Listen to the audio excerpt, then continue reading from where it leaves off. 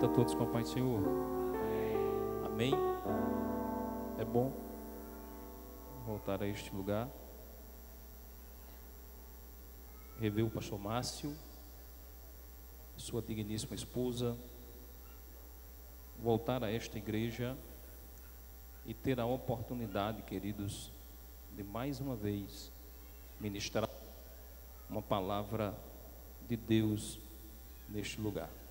Amém? Eu quero convidar você a abrir a sua Bíblia em João capítulo 11, verso 21. Quero, enquanto você procura,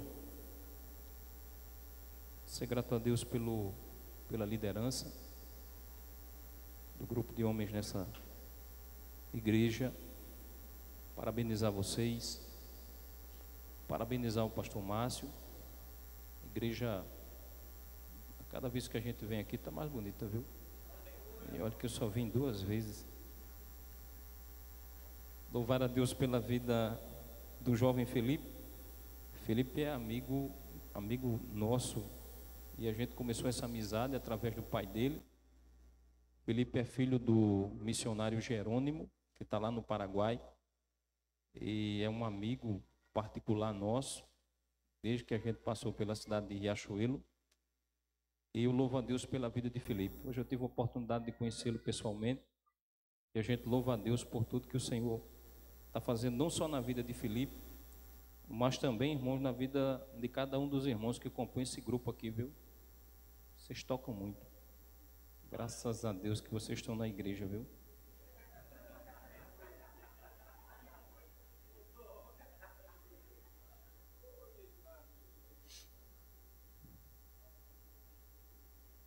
João capítulo 11, irmãos, verso de número 21. Eu sei que existe uma temática proposta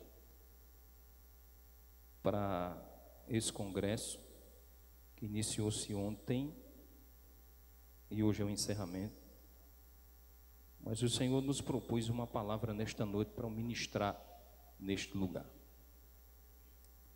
Eu peço paciência da sua parte comigo, irmão. Quando o Netinho veio aqui, o pastor Márcio perguntou se ele era meu irmão. Mas eu percebi que o pastor foi modesto comigo, irmão. Que as pessoas perguntam para mim se ele é o meu filho, que já é um rapazinho com 13 anos, na minha altura também. Ele me lembra muito a mim na minha juventude. Eu percebi que alguns irmãos ficaram olhando para ele quando ele entrou, e depois, quando ele teve a oportunidade, como que olhava para ele e olhava para mim, procurando quem era quem. Então o tempo passou rápido para mim, irmão. Eu envelheci de um jeito que não existe explicação, viu, pastor Márcio? Não existe explicação. Eu já não sou mais aquele jovem que aguentava algumas maratonas. E se você olhar para os meus cabelos brancos, você vai perceber isso. Apesar dos meus menos de 40 e mais de 36, esses dias agora a minha mãe, ela me confortou acerca da, não tristeza, mas acerca das minhas reflexões sobre a minha idade, que passa rápido. E ela disse: meu filho, quando o homem da pele mais escura vem ficar com a barba branca, a coisa não está boa, não. Eu tenho uma bebê que ela tem 6 anos, a Rebeca. Esses dias sentado tomando café, já não bastava a fala da minha mãe. Rebeca olhou para os meus cabelos brancos e disse: painho, o senhor já está com os cabelos tudo branco, a barba também, né? Daqui a alguns dias eu vou ter que chamar o senhor de vovô.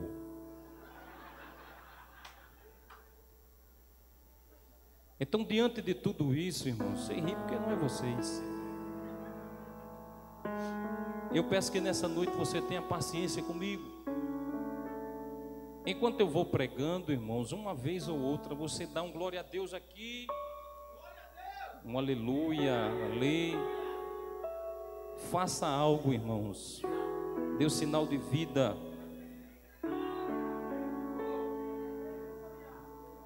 Me ajude a pregar nessa noite. E o pessoal do fundo musical também, viu? O verso 21 diz assim, irmãos: e disse-lhes, ou disse, pois, Marta a Jesus: Senhor, se tu estivesses aqui, o meu irmão não teria morrido. Amém? Os 4 evangelhos, irmão, Mateus, Marcos, Lucas e João, eles narram precisamente a realização por parte de Jesus de 35 milagres. Quantos milagres? Dos 4 evangelistas, João vai ser aquele que menos faz registro acerca de milagres realizados por Jesus. Dos 35 citados nos 4 evangelhos, João só vai fazer menção de 7 milagres. Pode ser que você se sinta tentado nesta noite a pensar que a falta de registro feito de menos milagres registrados por João seja por falta de conhecimento de fato. Mas se você tiver a oportunidade de ler João capítulo 21, verso 25, você vai descobrir palavras do próprio João.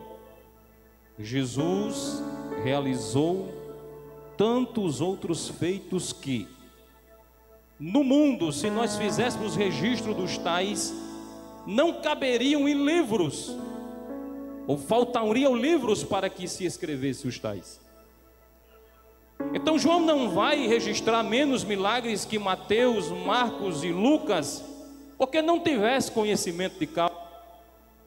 O fato de João fazer uma menor citação dos milagres realizados por Jesus e ser ele aquele que só vai fazer menção de 7, se dá justamente pelo fato de que cada milagre citado por João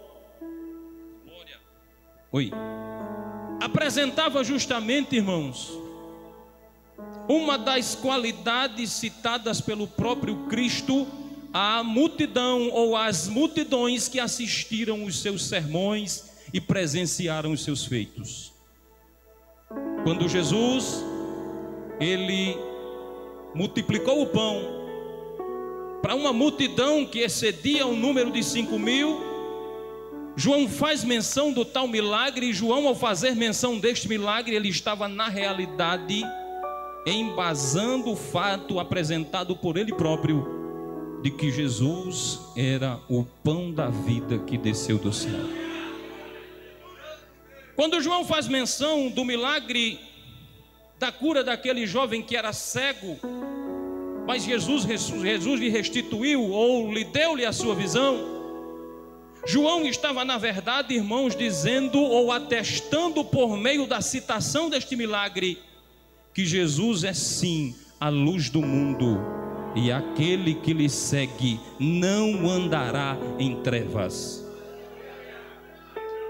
Quando Jesus ele cita o milagre da ressurreição de Lázaro, ele não vai fazê-lo por um acaso.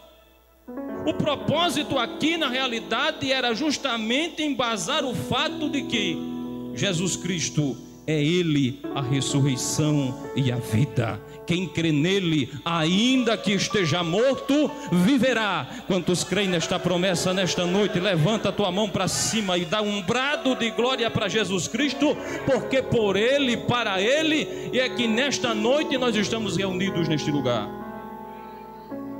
Jesus vai principiar, irmãos, os seus milagres justamente em uma cidade por nome de Canaã, Canaã da Galileia. Ali ele vai transformar água em vinho, e o próprio evangelista João faz questão de lembrar que os seus milagres são iniciados ali. Ali ele inicia os seus feitos. Ali, na linguagem mais matuta, ele abriu as portas para a realização de todos os outros feitos que foi por ele realizado ao longo do seu ministério, que pendurou um período de só 3 anos. Mas o que mais me chama a atenção é que o milagre da ressurreição de Lázaro, o último milagre citado por João, dentre os 7 que ele faz questão de registrar no livro que carrega o seu nome, mas que é na verdade uma autobiografia do próprio Cristo ou do ministério de Cristo. Aqui, o milagre da ressurreição de Lázaro dentre os mortos, querido, é justamente o clímax para todos os sinais precedentes que revelam a glória de Deus por intermédio de Jesus. Nesse feito realizado por ele, nós encontramos aqui, queridos, a morte, o inimigo final da humanidade, sendo confrontada por sucesso ou com sucesso por aquele que em si mesmo é o que eu já falei nesta noite: a ressurreição e a vida. O texto vai nos contar, irmãos, a narrativa, e o evangelista vai fazer questão de citar nos seus escritos que existia em um pequeno povoado, alguns diziam que era uma vila, por nome de Betânia, distanciada de Jerusalém cerca de 3 quilômetros, uma família: Lázaro, Maria e Marta, sua irmã. Em outras ocasiões, Jesus ele hospedou-se na casa desta família. Ele teve a oportunidade, em uma das suas viagens, de ser recebido por essa família, ter a sua fome, a fome dos seus discípulos saciadas por essa família, se hospedar na casa dessa família. E se você tiver a oportunidade de ler o capítulo número 11, você vai perceber que esta família tinha um significado muito importante para Jesus. O próprio Lázaro é tratado no texto como aquele que é o seu amigo. E não é qualquer pessoa que você vai chamar de amigo, irmãos. A gente só chama de amigo aquele que compartilha de momentos bons e momentos ruins ao nosso lado. Aquele que se alegra quando nós estamos alegres, mas também chora quando nós estamos chorando. Aquele que quando todos nos dão as costas, ele está lá para dizer: o meu ombro está aqui, repousa do meu lado. Mas aí João faz questão, irmãos, de lembrar que esse Lázaro, que era amigo de Jesus, que era membro daquela família que estava ocupando um local especial no seu rol de pessoas mais próximas, ele agora, irmãos, é tomado por uma enfermidade. Por mais que exista registro, queridos, que cerca de 300 anos antes de Cristo já existiam escolas de medicina na cidade de Alexandria. A medicina daqueles dias ela era muito restrita. Para que você tenha uma percepção mais clara acerca de como atuava a medicina naqueles dias, quando o indivíduo estava portador de uma enfermidade, 3 tratamentos eram a ele oferecidos. O primeiro era um tratamento que envolvia justamente o uso de ingredientes, ou até mesmo, irmãos, de itens que eram extraídos da própria natureza. Dentre eles eu posso destacar aqui o óleo, o azeite, o mel, o próprio suco da uva, ou vinho na nossa linguagem mais popular. A segunda forma de tratamento para as enfermidades naqueles dias eram os tratamentos por meio de itens supersticiosos. As pessoas se apegavam a amuletos ou até mesmo a determinadas porções que lhes proporcionava por meio de superstição a possibilidade de alcançar o milagre que elas desejavam. O terceiro e último meio de tratamento para as enfermidades naqueles dias era a cirurgia, quando essa tinha a possibilidade de ser administrada sobre a vida do paciente. O texto nos diz que Lázaro, o amigo de Jesus, que fazia parte da família que residia na cidade de Betânia, que estava, de certo modo, no seu rol de pessoas mais próximas, quando por ali ele passava, ele foi tomado por uma enfermidade. A enfermidade, irmãos, ela foi tão devastadora na vida de Lázaro, que ele foi definhando. E não existe uma citação de em quanto tempo ele foi sofrendo esse processo de enfermidade até que veio a óbito. O certo é que pouco a pouco ele foi definhando, e quando a família percebeu que a situação havia fugido do controle das ações que estavam acessíveis a eles, eles não tiveram mais a quem se recorrer e chamaram alguém e disseram assim: vai em busca de Jesus. Diga para ele que Lázaro, o seu amigo, está enfermo. Aqui eu já abro um parênteses nessa noite, irmãos, para fazer a primeira aplicação da minha fala. Quando todas as portas se fecham, quando todas as possibilidades se tornam escassas, quando tudo à nossa volta diz que já não tem mais jeito, existe ainda um acesso entre o crente e os céus. É Jesus Cristo. Diga para pelo menos 2 pessoas nessa noite: Jesus é a solução para a situação que acerca a tua vida.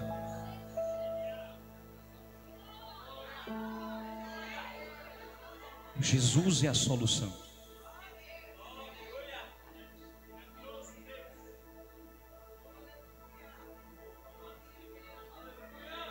Aleluia. Jesus é a solução.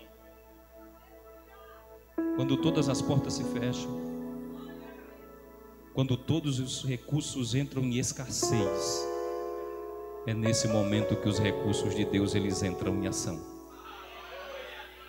Não, você não entendeu.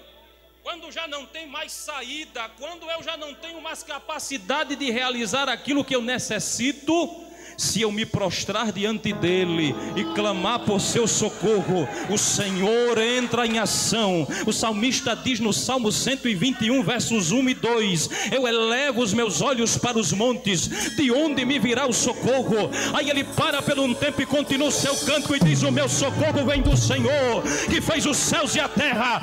Ele é o guarda de Israel, ele é aquele que não dormita, nem tosqueneja, não cochila, ele está sempre em prontidão. Ele é o nosso refúgio, é a nossa fortaleza, é o nosso socorro bem presente. Ele é Jesus de Nazaré, aquele que nós chamamos de o filho mais velho da irmã Maria, o carpinteiro de Nazaré. E nesta noite ele está nesta casa.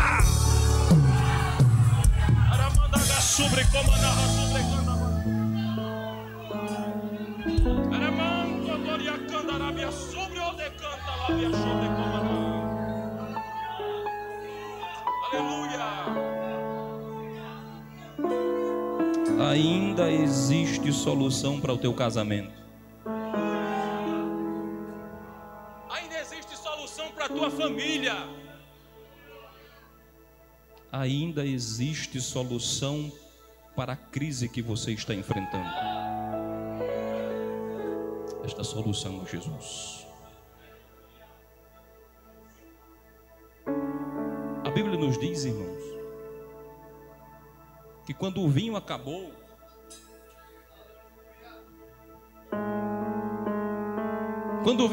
no casamento, lá em Canaã, Maria chamou Jesus num canto e disse assim: o vinho acabou, ou não tem mais vinho, na linguagem que talvez você tenha em sua mão. Faltar o vinho numa festa de casamento, irmãos, era algo que não poderia acontecer de modo algum. Pelo menos na Palestina dos dias de Jesus. Não ter vinho para os convidados era ferir a lei da hospitalidade. Existiam 3 coisas que não poderiam faltar em um casamento judaico. O primeiro eram as muitas danças típicas que eram feitas durante o processo do casamento. E geralmente as mulheres em um local e os homens em outro. A segunda coisa era comida para grande quantidade, em alguns casos de convidados que participavam daquela festividade. E olha lá, irmãos, que as festas de casamento na Palestina dos dias de Jesus não eram semelhantes às nossas festas de hoje. A nossa festa hoje de casamento demora no máximo 4 horas. 4 horas, pastor Márcio.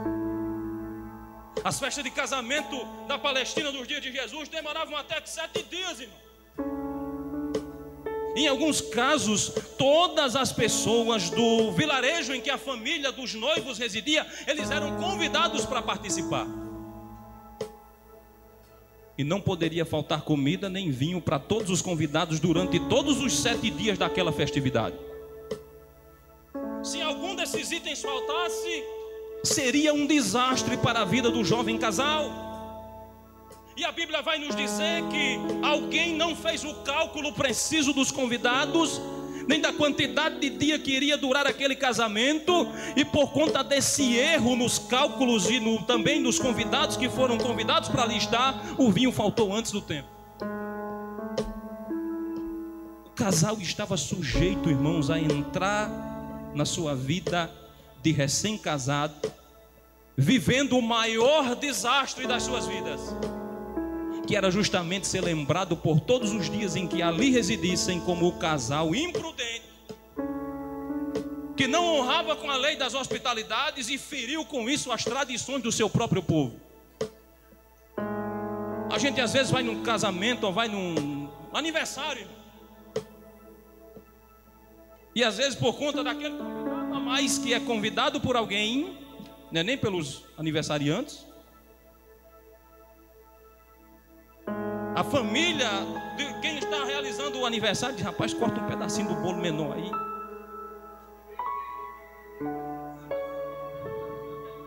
Corta menor um pedacinho para dar para todo mundo.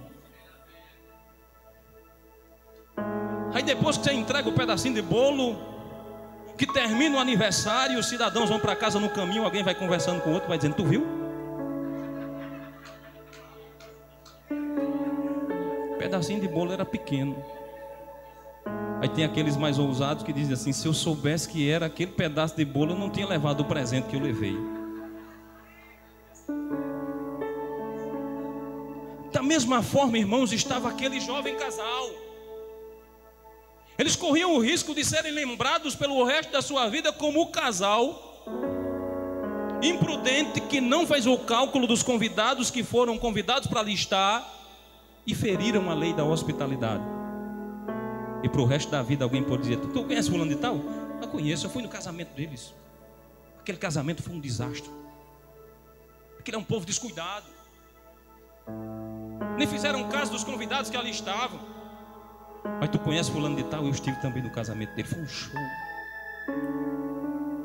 Então no momento que falta o vinho, irmãos, o restante da vida daquele jovem casal está agora em perigo. Mas aí a Bíblia nos diz que Jesus estava naquele lugar. Jesus fazia parte dos convidados que estavam presentes naquela festividade. Como é importante, irmão, Jesus está no nosso casamento, está na nossa família. Como é importante Jesus estar, irmãos, na nossa vida espiritual. Como é importante Jesus ser honrado no nosso comércio. Como é importante, irmão, Jesus ser festejado na igreja onde nós nos congregamos. Aonde Jesus está, irmãos, isso não invalida a questão de que os problemas podem surgir, mas uma vez que Ele esteja ali presente, a Bíblia nos diz nessa mesma passagem que Ele se torna a solução para o problema emergencial que surge no decorrer da trajetória. Aleluia! O problema veio, Maria chamou no canto e disse assim: olha, faltou vinho. Jesus olhou para ela e disse: mulher, o que é que eu tenho contigo? Maria olha para os cidadãos que ali estavam servindo, eram os garçons daquele dia. Ele disse assim: façam tudo quanto Ele vos mandar. Façam tudo. O que Jesus está mandando você fazer para resolver de uma vez esse problema que está cercando a tua vida? O que Ele está mandando você fazer? Aonde é que Ele está mandando você ir? A quem é que Ele está mandando você liberar o perdão? A quem é que Ele está mandando você abençoar? Diga para pelo menos uma pessoa nesta noite: escute Jesus, obedeça a sua voz. É melhor obedecer do que sacrificar.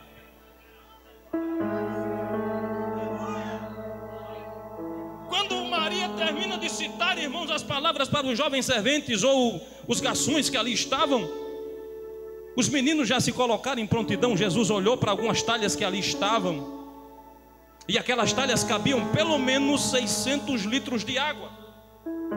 E Jesus olhou para eles e disse assim: pode encher de água tudo isso aí.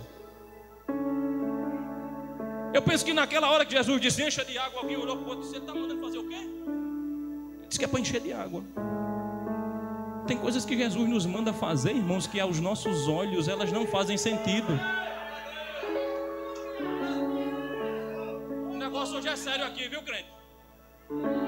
Vocês estão lembrados daquele momento que Jesus estava lavando os pés do discípulo? Pedro olhou e disse assim: a mim tu não vais lavar os meus pés. Jesus disse: se eu não lavar os teus pés, tu não tem parte comigo. O que eu estou fazendo agora tu não sabes, mas tu saberás depois.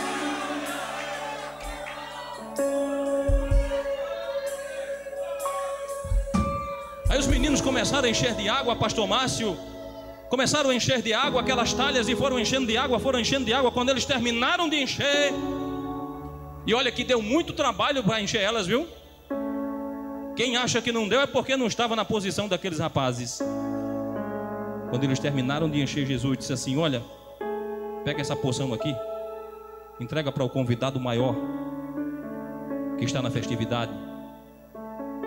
E agora? Eu não sei se o milagre aconteceu na hora que eles colocaram a vasilha e tiraram de lá a água, se foi no intervalo entre o local em que ela foi colocada e o cidadão que ali estava, ou se foi no momento que o cidadão pegou na vasilha ou no cálice para tomar. Mas o que eu sei, irmãos, é que a água foi transformada em vinho. Eu vou fazer uma citação de algo que eu sempre gosto de dizer para os meninos, que eu não sou o pai desse filho, não. Esse pai tem filho, mas eu gostaria de citá-lo nessa noite. Irmãos, é de ciência nossa que água não tem cor, não tem cheiro e não tem sabor. A água aqui é uma representação dos momentos de instabilidades e problemas que nós enfrentamos. Mas aí Jesus pegou aquela água, pastor Márcio, e transformou em vinho. E vinho na Bíblia é símbolo de alegria. Jesus estava dizendo ali, irmãos, que quando nós estamos dispostos a tê-lo como convidado especial em nosso lar, em nossa vida e em nossa família, dispostos a obedecer a direção que Ele está nos dando, os momentos de instabilidade, de incerteza, Ele está, querido, presente ali para transformar em momentos de alegria. Aleluia! Jesus de Nazaré, o relógio não é crente não, irmão. O relógio não é crente e o tempo corre apressadamente. A Bíblia vai nos dizer que o Marta e Maria, elas chamam o mensageiro e dizem assim: vai à procura de Jesus. E o rapaz, ele sai, irmãos. Ele sai de Betânia, ele desce provavelmente para Jericó. De Jericó ele cruza o Jordão. Do Jordão ele vai para as regiões da Peireia, que ficava além do Jordão, região que hoje, irmãos, compõe a chamada Jordânia, no Oriente Médio, vizinha ali de Israel, um parceiro hoje da nação de Israel. E naquele lugar ele encontra-se com Jesus. E ele olha para Jesus e diz assim: Lázaro, teu amigo, está enfermo, e Marta e Maria mandaram te chamar. A Bíblia vai nos dizer que Jesus ouve o recado e resolve demorar ainda mais 2 dias naquele lugar. Mas antes, irmãos, ele já havia dito para os discípulos: Lázaro, o nosso amigo, está dormindo. E se você perceber o contexto da coisa, irmãos, Jesus ele vai fazer a citação de tal acontecimento antes que o mensageiro chegue até ele, nos provando que nada pega o nosso Deus desapercebido.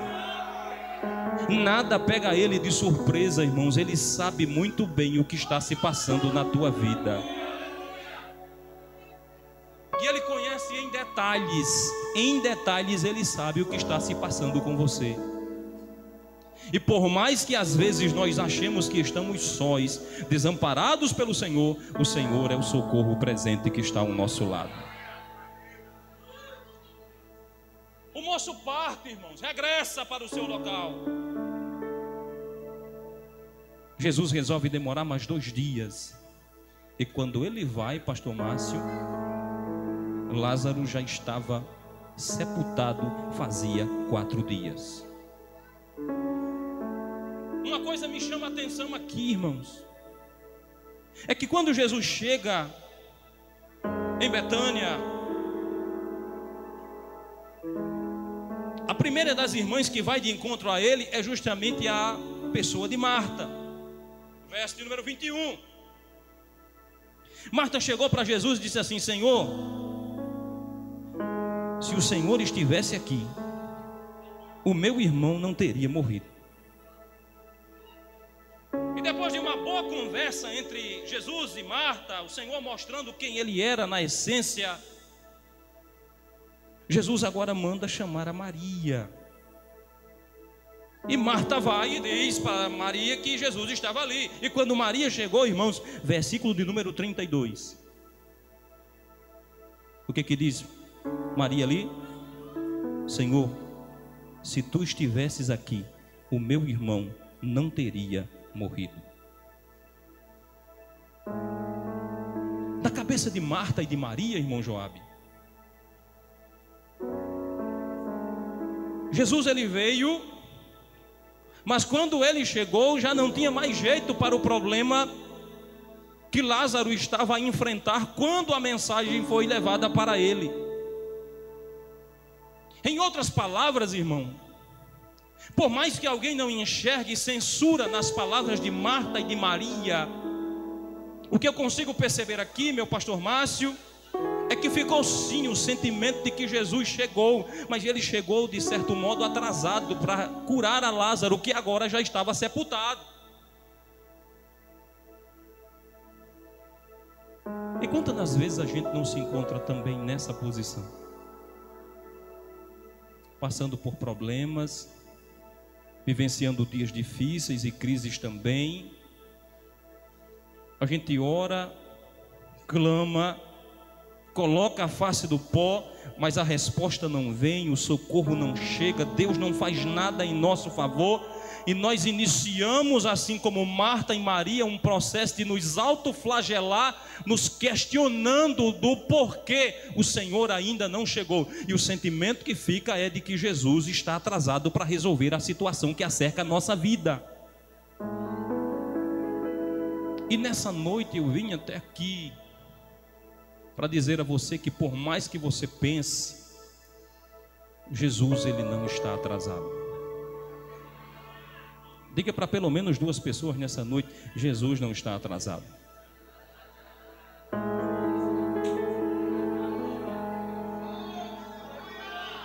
Já disse?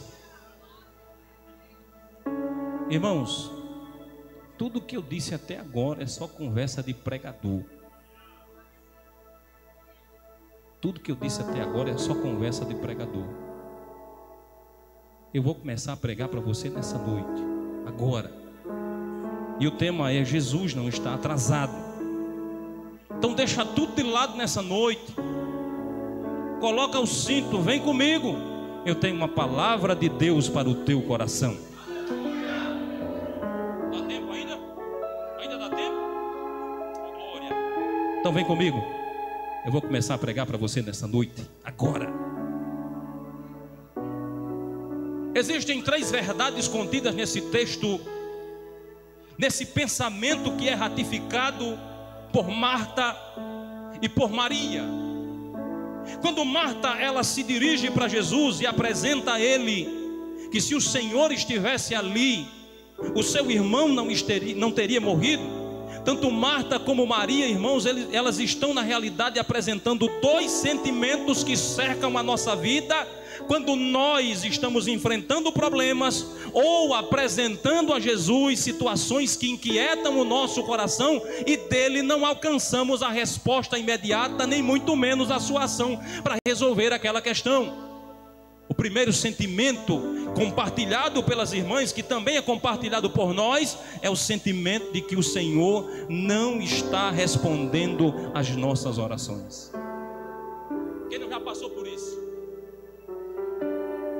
Você ora, você pede, você clama e Jesus não chega para fazer. E a primeira coisa que a gente se questiona é: o que está acontecendo? Por que Jesus não faz? Por que Jesus não vem? Por que Ele não chega com salvação? Por que Ele não abre logo essa porta? Por que Ele não vem logo e cura, opera esse milagre? Por que Ele não vem para responder as minhas orações, por mais que eu esteja vivendo uma vida de retidão e em santidade? A primeira resposta aqui, irmãos, é que Jesus, Ele não trabalha nas nossas vidas dentro do nosso tempo. Espera aí que eu vou explicar melhor. O tempo de Deus não é o nosso tempo. O seu tempo não é o tempo de Deus. A gente vive, irmãos, em uma geração em que nós sempre queremos que, ao nos ajoelharmos no pé da cama, seja naquela oração matinal ou naquela oração do final do dia, para apresentar a Jesus as causas que acercam a nossa vida, a gente quer que Jesus chegue de imediato, pá, e resolva. Só que Jesus, Ele não trabalha dentro do meu tempo, mas Ele trabalha assim dentro do tempo dEle. E cabe a mim e a você respeitar o tempo de Deus, aceitá-lo e esperar que Ele venha no seu tempo e faça em nossas vidas aquilo que estamos pedindo a Ele. Deus tinha poder, irmãos, para criar o mundo com um só pensamento. Pensar e todas as coisas virem à existência. Mas para nos provar, queridos, que as melhores coisas na nossa vida, elas acontecem por meio de etapas, Ele vai dizendo: haja luz, e houve luz. Que haja agora a separação entre as águas que estão em cima e as águas que estão embaixo. E Ele vai, irmãos. E você percebe que até que venha o momento em que Ele cria o homem, e depois de criar o homem, Ele traz à existência a mulher, e ali Ele se percebe-se que tudo estava completo. Tudo demorou um tempo. Existiram etapas, e quando cada etapa foi respeitada, o Senhor foi fazendo com que uma coisa fosse encaixando dentro da outra. E ao término daquelas etapas, o tempo de Deus, que é sim soberano e é o melhor para as nossas vidas, estava completo. E quando o próprio Deus olhou para tudo aquilo ali, disse: agora sim, eu vejo que tudo é muito bom. Por mais que você não entenda, Deus não está atrasado, Jesus não está demorando para chegar na tua vida. Ele simplesmente está respeitando as etapas do trabalhar dele na tua vida. Quando a gente olha para o livro de Esté, irmãos, Esté é um dos únicos livros ao lado de Cantares que o nome de Deus não é citado ali. Mas a gente percebe que por mais que o nome de Deus não seja citado em Esté, pastor Márcio, nós conseguimos enxergar um Deus que estava por trás dos bastidores, trabalhando para o bem-estar de Esté, e não só de Esté, mas também de toda a nação de Israel. Por mais que neste momento você não esteja enxergando o agir de Deus na tua vida, na vida da tua família, dentro do teu lar, até mesmo na tua vida espiritual, por mais que você não esteja enxergando agora, neste momento, isto não invalida o fato de que Jesus está trabalhando para que o teu marido se converta, para que o teu filho filho mude de vida, para que a porta que está fechada ela se abra e o Senhor venha com providência, abençoando a você, a tua casa, a tua família, porque Ele é o Deus que mesmo por trás dos bastidores está trabalhando dentro do seu tempo, em cada etapa que está acontecendo em nossa vida, para que o momento perfeito, maior, íntegro, que venha trazer, irmãos, completa satisfação para a nossa vida, nos alcance, porque Ele é Deus. Aleluia! Ele está trabalhando. Quem não está enxergando é você, mas Ele está trabalhando na tua vida. Jesus está trabalhando na tua vida. Se você olhar para a missão evangélica pentecostal do Brasil em Areia Branca, o senhor é o primeiro pastor, não é, pastor Márcio? Quando tudo começou era assim? Começou pequeno. Porque antes de ser grande, irmãos, as coisas sempre são pequenas. E quando dentro da paciência a gente respeita aquilo que é pequeno e vai trabalhando, vai trabalhando, vai trabalhando e vai permitindo que Deus trabalhe, elas vão crescendo, crescendo, crescendo, crescendo, crescendo, crescendo, crescendo, até chegar a um estado de perfeição. Jesus está trabalhando na tua vida. Olha, meu querido, Ele não está atrasado. As tuas orações não estão sendo impedidas ou invalidadas, não. Elas estão chegando ao trono da graça. Quem não lembra daquele momento em que Daniel se pôs de joelho e disse assim: Senhor, eu preciso de uma resposta tua. Daniel passou 21 dias orando, se consagrando, jejuando, irmãos, e Deus não fazia nada, a resposta não chegava. Mas no final dos 21 dias o anjo veio e disse assim: desde o primeiro dia em que tu aplicastes o teu coração a buscar o Deus eterno, as tuas orações são ouvidas em cima do céu. E foi agora que eu vim para trazer a tua resposta. Ele é Deus, Ele está trabalhando em teu favor, Ele mesmo por trás dos bastidores está agindo. Aleluia! Glória a Deus!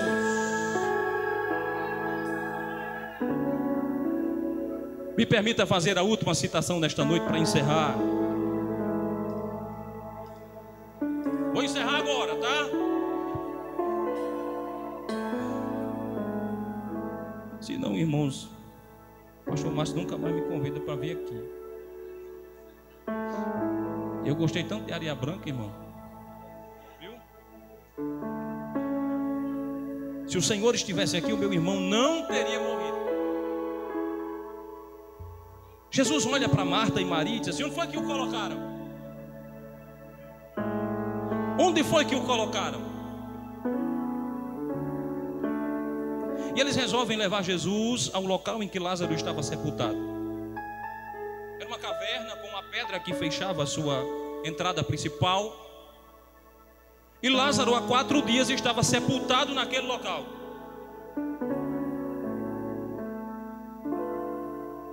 Jesus pede para que eles removam aquela pedra.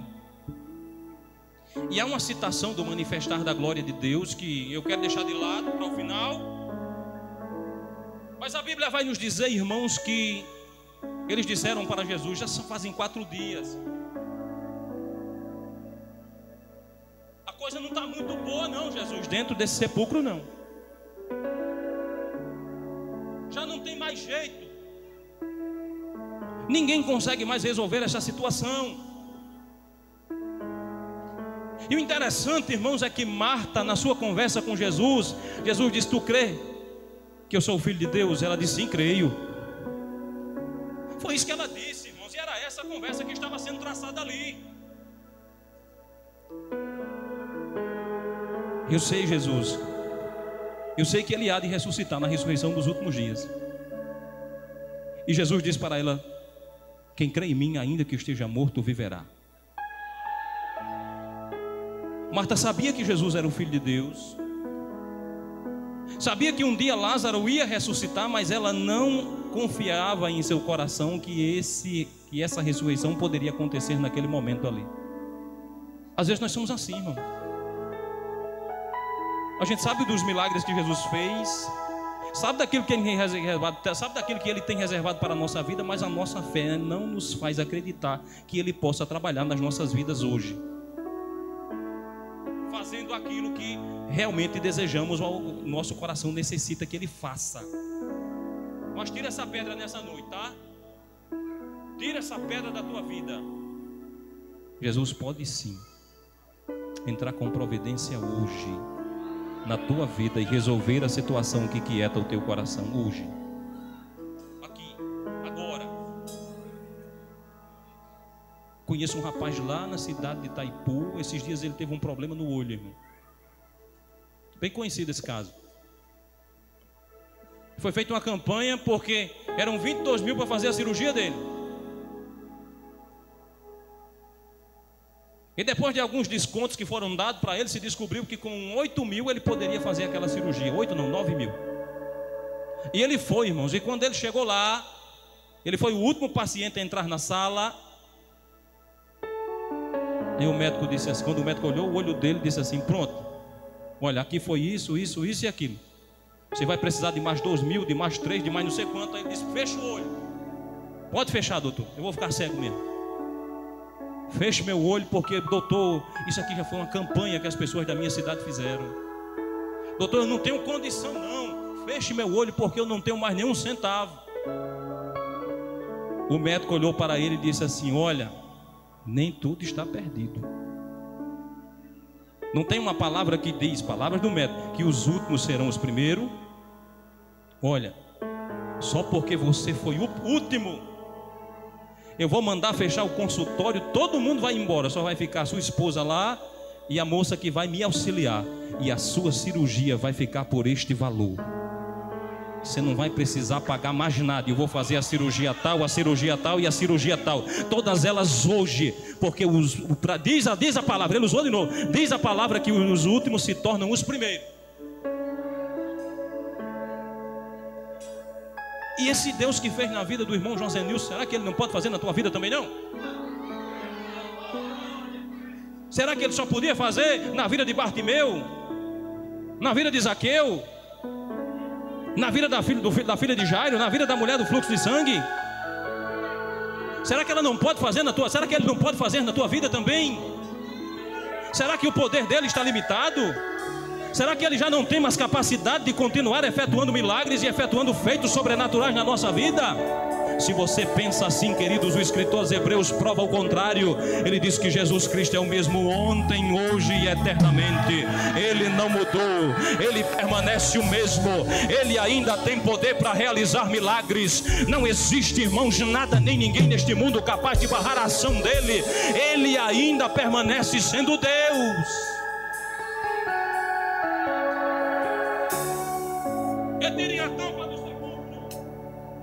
Retiraram a tampa do sepulcro. E a Bíblia nos diz que ele olhou para aquele estado e disse assim: Lázaro, sai para fora. A Bíblia nos diz que ainda envolto em ataduras, Lázaro voltou à vida e daquele sepulcro ele saiu. O interessante, pastor Márcio, para encerrar, é que Marta e Maria, no início da sua fala, lá nos versos de número 21 e verso 32, elas simplesmente queriam que Jesus tivesse chegado um tempo antes para curar a Lázaro. Mas aí, irmão, Jesus não chegou para curar Lázaro, não. Dentro do tempo de Marta e Maria, Jesus estava atrasado, mas dentro do tempo de Deus, Ele estava chegando na hora exata. Em vez de realizar uma cura, Jesus realizou uma ressurreição. Deixa eu dizer de novo, você não entendeu não, crente? Em vez de realizar uma cura, Ele realizou uma ressurreição. O que é maior, uma cura ou uma ressurreição? O que é maior, crente? É uma cura ou uma ressurreição? Meu irmão, se dentro do teu tempo as coisas acontecerem do teu jeito, elas não serão perfeitas nem completas. Mas se você tiver paciência para aguardar o tempo de Deus na tua vida, as coisas de Deus acontecerão de modo tal que não só trarão alegria para o teu coração, mas também trarão completude de tudo aquilo que você ainda talvez não espere, mas Jesus vai fazer por você, porque Ele sempre está disposto a nos surpreender. Jesus vai surpreender crente neste lugar, pastor. Jesus vai surpreender crente neste lugar. Jesus vai surpreender crente neste lugar. Crente que achava que Jesus estava atrasado, mas Jesus está chegando no tempo dele. Eu já começo a ouvir nesta noite, irmãos, ele caminhando em tua direção, mas ele não está caminhando só por um acaso, não. Ele está caminhando para realizar na tua vida algo que está além daquilo que você está pedindo, porque quando as coisas acontecem no tempo de Deus, elas são perfeitas, são boas e são completas.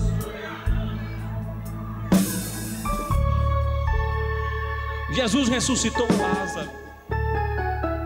O feito foi tão extraordinário, irmãos, que não só a família teve a oportunidade de ser abençoada por Jesus, mas todos aqueles que de longe ouvem acerca deste feito ainda permanecem sendo abençoados pelo Senhor. Jesus quer fazer muito mais. Jesus vai fazer muito mais do que aquilo que você está esperando que Ele faça. Tenha paciência, aguarde o tempo dEle. Para você pode ser que Ele esteja demorando, mas Ele mandou dizer para você nesta noite, através da sua palavra, que Ele ainda está dentro do tempo dEle. Ele ainda está dentro do tempo dEle. Vai acontecer no tempo dEle. Ele vai fazer no tempo dEle. Vai ser do jeito dEle, não vai ser do teu. Mas quando Ele fizer, o teu coração vai se encher de tamanha alegria que você vai testemunhar acerca dos feitos de Jesus. Que Deus nos abençoe no nome de Jesus Cristo.